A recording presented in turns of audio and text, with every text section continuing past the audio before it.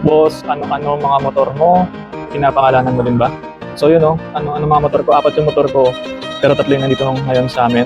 So yung isa, una kong motor si Wave 100, nandun sa bahay, yun yung gagawin ko project bike later on. Then ito, si Rusi Classic 250, 4 years old na to.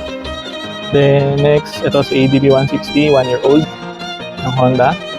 Tapos ito 2 weeks lang to, si Rusi din ng TC 150, pantrabaho. So yun, ayan, kay mama yan. Sabitan natin ng home sidecar yan. So, pangalan.